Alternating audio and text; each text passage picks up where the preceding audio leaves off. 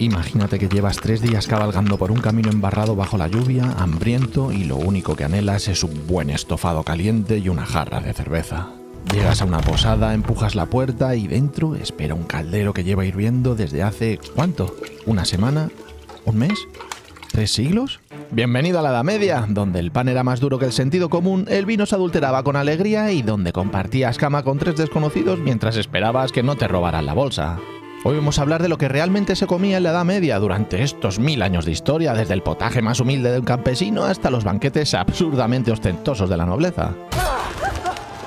Conoceremos recetas medievales típicas, veremos cómo elaboraban platos que aún comemos hoy en día, cómo se producía la apreciada leche de almendras e incluso alguno de sus postres más deliciosos. Y no era chocolate, las pobres gentes del medievo no llegaron a conocerlo. El cacao no llegó a Europa hasta después de Colón y además al principio lo tomaban amargo. Con el tiempo empezaron a endulzarlo y a lo largo del Renacimiento se fue popularizando entre la nobleza europea. Pero por suerte para nosotros, en la actualidad lo tenemos mucho más fácil. Podemos ir hasta nuestro supermercado día más cercano y comprar chocolate estilo Dubai con pistacho. Tiene un sabor intenso con un toque exótico. Su chocolate con leche relleno de crema de pistacho y fideos Kadaif lo hacen un lujo digno de la nobleza europea, pero a un precio accesible para todos. Es el postre perfecto para estas navidades y además viene en 3 formatos, así que sirve para todo. Tableta para compartir o poner una tabla de elegantes dulces, bombones para sacar en una sobremesa o hacer un regalo sofisticado y la barrita individual cuando necesitas ese capricho premium en el día a día. Así que si quieres probar algo diferente estas navidades con calidad de lujo y a precio día, pásate por uno de sus supermercados y busca el chocolate estilo Dubai con pistacho. Muchas gracias a Día por patrocinar este vídeo. Y ya te lo digo, es que esto está buenísimo, tío.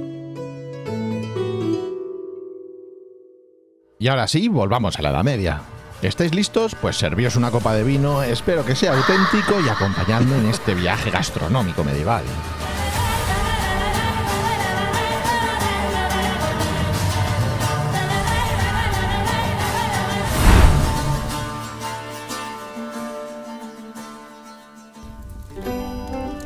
Muy buenas a todos, soy Escocés y antes de meternos en harina, literalmente, aclaremos algo importante. La Edad Media duró 1000 años. Desde el siglo V hasta el XV para ser exactos, y no fue todo igual, claro. Hubo periodos buenos, con climas favorables y cosechas abundantes, donde los campesinos comían relativamente bien. Por ejemplo, entre los siglos VIII y XIV, Europa vivió lo que se conoce como el periodo cálido medieval, con temperaturas más altas, menos heladas y cosechas más generosas. Gracias a esto y avances tecnológicos en la agricultura, la población creció, las ciudades prosperaron y se construyeron esas catedrales góticas que aún nos maravillan. Pero también hubo periodos terribles, hambrunas devastadoras causadas por sequías, inundaciones o plagas de langosta. La gran hambruna de 1315 y 1317, por ejemplo, que arrasó el norte de Europa. Las cosechas se pudrieron por las lluvias torrenciales, el ganado murió y miles de personas perecieron de inanición. Así que ahora sí, con todo esto en mente, averigüemos qué comían en la Edad Media.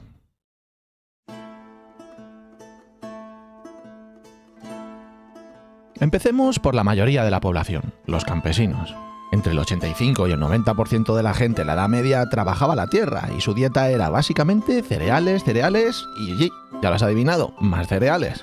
El pan era el pilar absoluto de su alimentación. Podía representar hasta el 70% de las calorías que consumía un campesino. Pero ojo, no era ese pan artesanal con masa madre que ahora compramos en el supermercado. Los campesinos comían pan de centeno, cebada, avena o mijo. Si piensas que comían el trigo blanco, pues no, este era un lujo reservado a los ricos. Y el pan que comían era tan duro que literalmente lo usaban como plato recipiente. Sí, lo habéis oído bien. Cortaban rebanadas gruesas, las ahuecaban y echaban encima el estofado a la sopa. Y después, una vez esponjado, se lo podían comer también, claro. Aparte del pan, comían legumbres, habas, lentejas, guisantes, verduras de temporada como coles, puerros, nabos, cebollas o ajos y ocasionalmente algo de carne, normalmente cerdo o aves de corral, pero solo en festividades o días especiales. La carne de caza estaba prohibida para ellos, pero bueno, ya hablaremos de eso un poco más tarde. El pescado también formaba parte de su dieta, especialmente en días de abstinencia religiosa. Debemos recordar que habían muchos días festivos y que la iglesia influía en todos los aspectos de la vida medieval. Consumían arenques, truchas y salmón cuando podían permitírselo, claro. Y por supuesto bebían. Bebían agua cuando estaba limpia y bebían cerveza o vino rebajado.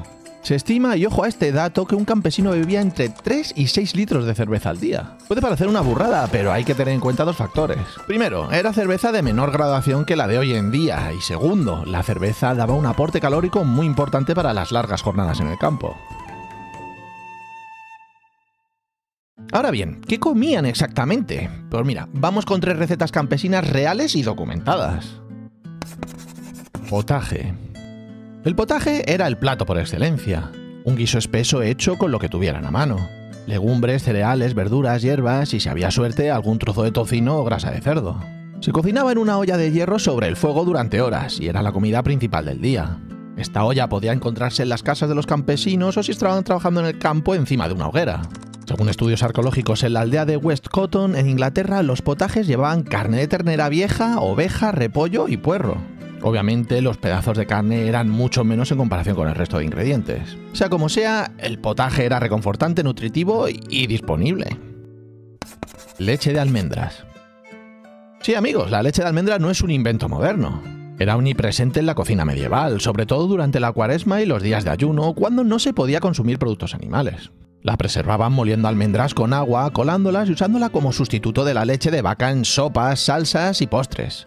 Era versátil, elegante y mucho más cara que la leche normal, por supuesto. Y también mucho más segura, porque no se había inventado la pasteurización. Ya era un platito de la península ibérica.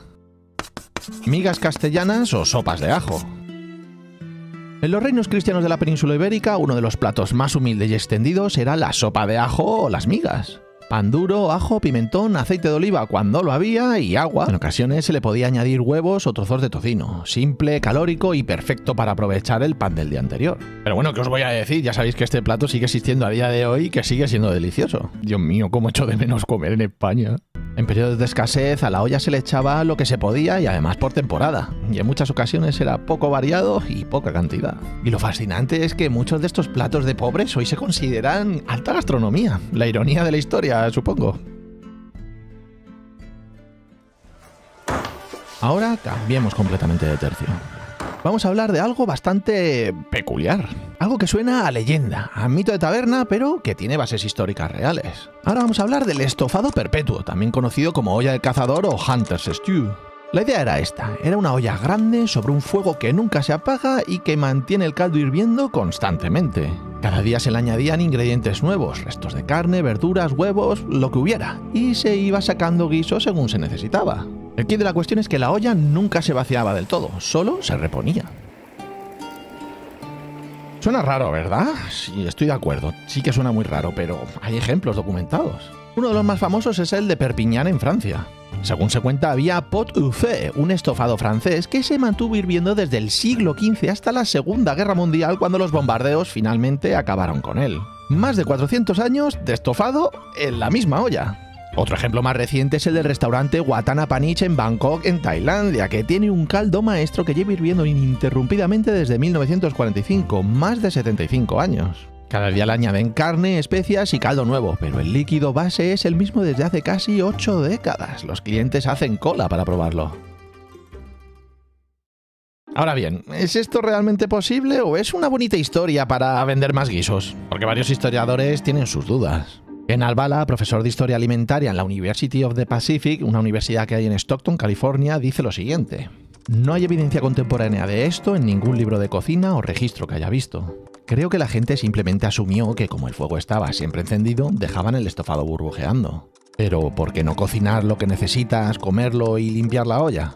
No hay ninguna ventaja económica. Y es que además mantener el fuego perpetuo no era barato ni fácil. La leña costaba dinero y esfuerzo. Y si el fuego se apagaba, aunque fuera por unas horas, por ejemplo, durante la Cuaresma, cuando no se comía carne, pues adiós a estofado perpetuo. Y también está, por supuesto, el tema de la seguridad alimentaria.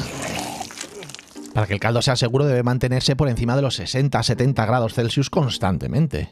Si baja la temperatura, las bacterias pues van a acampar ahí a sus anchas. Ya sabes, la salmonela, el E. coli, todas esas movidas. Mi opinión, pues que probablemente hubo ollas que duraban varios días, quizás incluso semanas en algunas posadas o monasterios. Pero siglos, lo dudo, pero al final es una historia preciosa. Y si queréis creerla, adelante. Yo me quedo con la duda y con hambre. En fin, ahora vamos a volver a lo que comían las diferentes clases sociales de la Edad Media. Vamos con lo que comían la nobleza y el clero.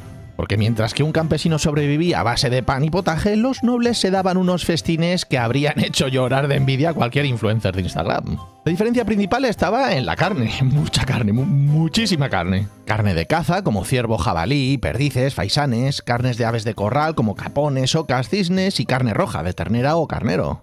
Y es que la carne no solo era un símbolo de estatus, también se consideraba el alimento más noble según la medicina medieval, que seguía la teoría de los humores de Galeno. Según esta teoría, cuanto más caliente y seco era un alimento, era más apropiado para las clases altas. La carne de caza asada, por ejemplo, era lo más alto de la pirámide. Las verduras y legumbres, en cambio, eran frías y húmedas, pues propias de los campesinos. Los banquetes nobles eran demostraciones de poder económico y político. Si podías permitirte sacrificar 30 bueyes para una cena, estabas diciendo, miradme, soy más rico que todos vosotros juntos. Oh, it's funny, is it? Pero hablemos de la caza. La caza mayor estaba estrictamente reservada para la nobleza. Los campesinos no podían cazar en los bosques señoriales o reales. Esto estaba regulado por leyes durísimas. En Inglaterra, por ejemplo, tras la conquista normanda, cientos de hectáreas se designaron como bosques reales, territorio exclusivo para el rey. Y las penas por cazar ahí eran brutales. En 1198 se aprobó una ley que ordenaba castrar y dejar ciego a cualquiera que osara cazar ciervos en un bosque real. Sí, lo habéis oído bien, castración y ceguera, por un ciervo. En los reinos cristianos de la península las leyes eran similares. Los siervos y campesinos tenían prohibido cazar animales grandes. Podían atrapar conejos o aves pequeñas en sus propias tierras. Y solo si amenazaban los cultivos, pero ni que se les ocurriera tocar un jabalí o un venado, eso era privilegio de la nobleza. Pero, ¿por qué tanto control? Pues fácil, la caza era un símbolo de poder, una forma de marcar territorio y además una manera de entrenar para la guerra. Los nobles pasaban semanas enteras de cacería con séquitos de decenas de personas, perros, halcones, era casi un despliegue militar.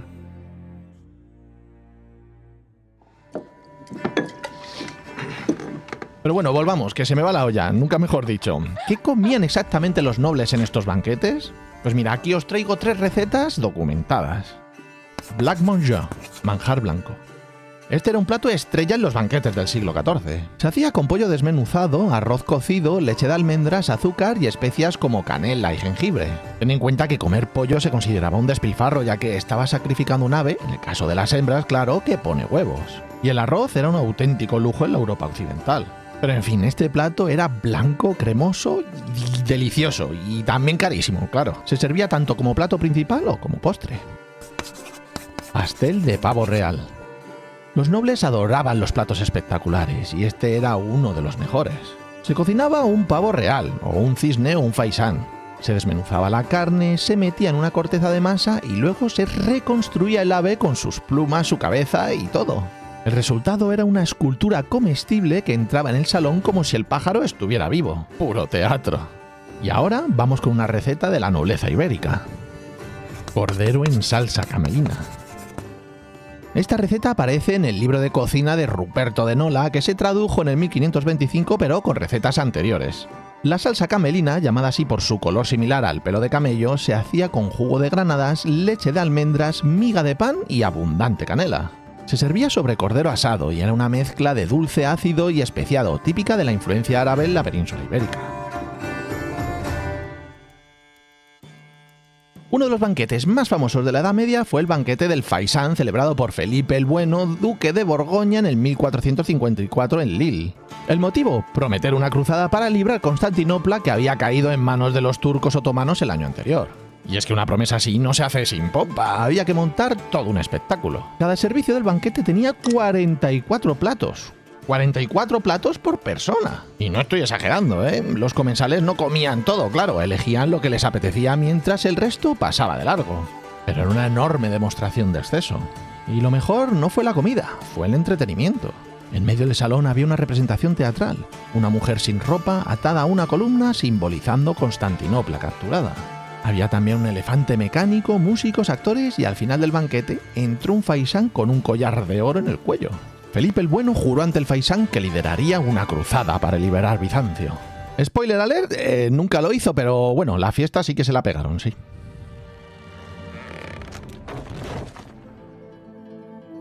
Ahora vamos con la parte que quizás os interese más, las posadas, las tabernas y las casas de cerveza medievales. Esos lugares que hemos romantizado gracias a El Señor de los Anillos, Juego de Tronos y prácticamente cualquier película de fantasía medieval. Déjame empezar leyéndote algo. Es el prólogo de los cuentos de Canterbury, de Geoffrey Chaucer, escrito entre 1387 y 1400. Ocurrió que en esa estación, un día, en Southwark, en la posada Tabard, mientras me preparaba para emprender mi peregrinación a Canterbury con ánimo devoto. Esta es una de las primeras referencias documentadas a una posada con nombre real, la Tabard Inn. Ahí se reúnen todos los personajes del libro antes de partir hacia Canterbury. Y Chaucer describe el dueño de la posada como un excelente anfitrión. Y a cenar nos sentó de inmediato, nos sirvió viandas de la mejor clase. El vino era fuerte y nos complació beberlo. Cuando imagino esto, no puedo evitar pensar en la taberna de Bree en El Señor de los Anillos. Pero la realidad era diferente y más complicada. Porque las posadas, tabernas y alehouses o casas de cerveza no eran lo mismo. En la Inglaterra medieval al menos tenían diferencias claras. Posadas. Las posadas eran los establecimientos de mayor calidad. Estaban pensadas para dar alojamiento, se situaban cerca de las puertas de las ciudades o entre pueblos, a una jornada de camino que serían unos 25 kilómetros. Ofrecían comida, bebida, pero solo a los huéspedes. No podías entrar y pedir una jarra de cerveza y largarte, tenías que hospedarte. Aunque con el tiempo vieron que se ganaba un buen dinero con la comida y la bebida y empezaron a abrir sus puertas a cualquiera, como si fueran restaurantes dentro de hoteles. Algo que por cierto sigue existiendo a día de hoy. Tabernas. Las tabernas eran lo contrario, lugares para comer y beber, pero no para hospedarse. Originalmente servían cerveza y vino, y este último gestionado por vinateros. Y es que el vino era bastante complicado en Inglaterra. La iglesia producía algo de vino local, básicamente para la comunión, pero la mayoría se importaba. El vino más común era un tinto de Gascuña, de Francia, que costaba unos 3 peniques por galón, que era el doble que la mejor cerveza. Y luego estaban los vinos de Rin, que costaban entre 6 y 8 peniques por galón, vamos, un lujo. Y claro, si pagaban tanto por el vino, querían asegurarse de que fuese auténtico. Por eso los clientes podían exigir al tabernero bajar a la bodega para ver el barril de donde se servía. Si se descubría que un tabernero adulteraba el vino, mezclándolo con agua, por ejemplo, el castigo era ejemplar. Lo ponían en la picota de la plaza, ese armazón de madera donde te inmovilizaban la cabeza y las manos en público, y le vertían todo el vino adulterado sobre la cabeza. Pero lo peor era que te expulsaban del gremio, lo que básicamente significaba la ruina económica. Había incluso inspectores de vino llamados wine criers, que sería algo así como pregoneros del vino, especialmente en Francia. Un escritor francés del siglo XI decía lo siguiente: los pregoneros anuncian a gritos el vino en venta en tabernas por 4 farthings. Tú fíjate que en 1309 en Londres había 354 tabernas, una por cada 225 habitantes. Casi una taberna en cada esquina, y no solo servían vino, también sidra, perry, que era como sidra de pera, y agua miel, o met, que le llamaban allí, mucho más caro y reservado para ocasiones especiales, claro. Con el tiempo las tabernas empezaron a vender comida y algunas añadieron habitaciones en los pisos superiores, así que las líneas entre posadas y tabernas poco a poco con los años se fueron difuminando. Pero eso sí, tanto en posadas como en tabernas las habitaciones no eran individuales. Dormían 10 o 12 personas desconocidas juntas y si había cama, se compartía. No era un Holiday Inn precisamente. Casas de cerveza. Las casas de cerveza eran los establecimientos más humildes. Al principio no eran más que viviendas privadas donde la mujer de la casa elaboraba cerveza.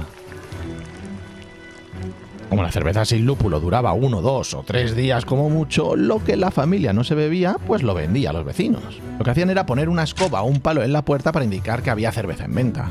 Con el tiempo fueron evolucionando y también servían comida, aunque no de gran calidad, pan y queso, quizá un pastel de carne en el mejor de los casos, simple pero funcional. Pero ser simples no significaba que fuera un caos. Estaban reguladas, debían vender cerveza de calidad. La cerveza era un alimento básico, una fuente principal de calorías, así que el control era estricto. En 1266 en Inglaterra entró en vigor el Assize of Bread and Ale, que vinculaba el precio del pan y la cerveza al precio del trigo. Había inspectores llamados ale coners, que eran catadores de cerveza que juraban lo siguiente: examinar y ensayar la cerveza y el ale, asegurarse de que fueran buenos y saludables y vendidos a precios adecuados según la ordenanza, y presentar todas las faltas de cerveceros ante el tribunal. Un panadero cervecero que incumpliera sufriría la picota sin opción a pagar multa.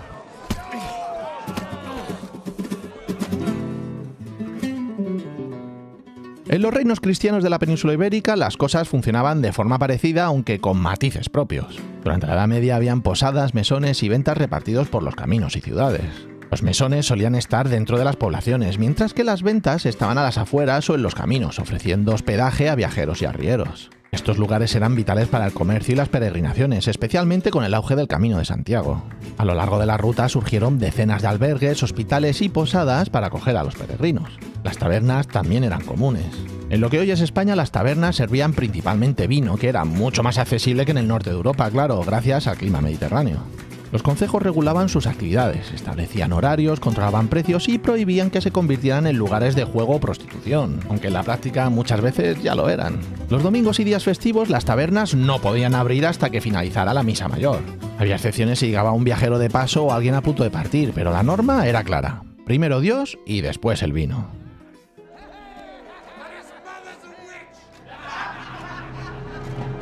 Ahora bien, no todo era pan y vino en estas posadas y tabernas, había peligros, muchos peligros. Si visitabas una casa de cerveza, una taberna o una posada, más te valía tomártelo con calma. Porque si te excedías con la comida o la bebida, podías acabar como el pobre de Osbert Elstow.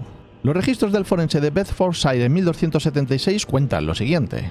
Cerca de medianoche, el 17 de mayo, Osbert de Wilde, hijo de William Cross de Masse de Elstow, borracho y asquerosamente harto de comida, salió de Bedford hacia su casa.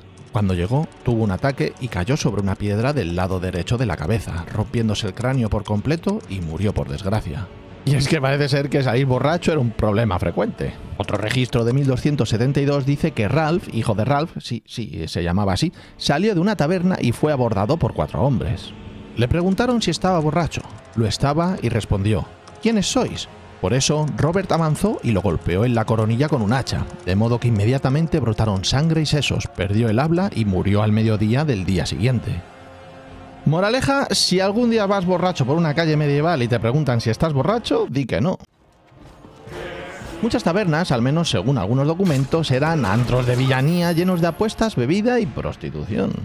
Aún así, prácticamente todo el mundo lo frecuentaba, incluso el clero, aunque se consideraba inapropiado.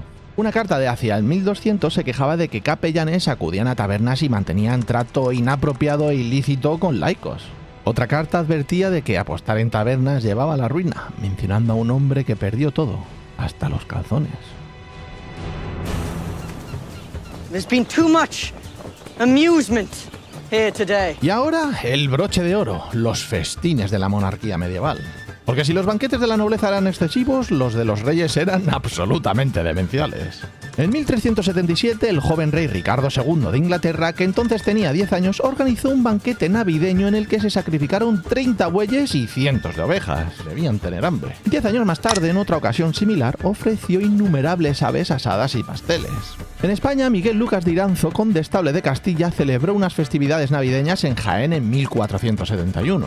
La crónica dice así: el día 24 de diciembre, juegos de dados en el Palacio del Condestable. Misa de maitines. Representación en la catedral de la historia del nacimiento de Jesucristo. Consumo de muchos manjares, vinos, confites y conservas. El día 25, estrenas y limosnas como aguinaldo a los que acudían al palacio. Alborada, misa, comida y colación. Pero el festín más espectacular documentado es quizás el banquete de la coronación de Fernando I de Aragón en Zaragoza en el 1414. Fernando vistió un manto de oro adornado con armiño y una corona con piedras preciosas confiscadas al derrotado Jaume d'Urgell. La sala estaba decorada con tapices gigantes, los criados llevaban trajes vistosos y se movían con precisión coreográfica. Había 30 oficiales coordinados por un mayordomo, compradores, panaderos, cocineros, botelleros, trinchadores y, para un momento, trinchar la carne, por cierto, era un espectáculo en sí mismo. Los trinchadores eran maestros en el arte de cortar y presentar las piezas de carne con elegancia y la gente los aplaudía como si fueran la mismísima Taylor Swift. Los menús de estos banquetes reales eran interminables. Empezaban con frutas y productos de temporada, seguían con potajes, caldos y estofados, luego venían los platos principales a base de carne de caza como ciervo, jabalí y perdices, aves de corral como cisnes, faisanes y capones y carne roja de ternera o carnero. Entre los platos se servían entremets, espectáculos culinarios.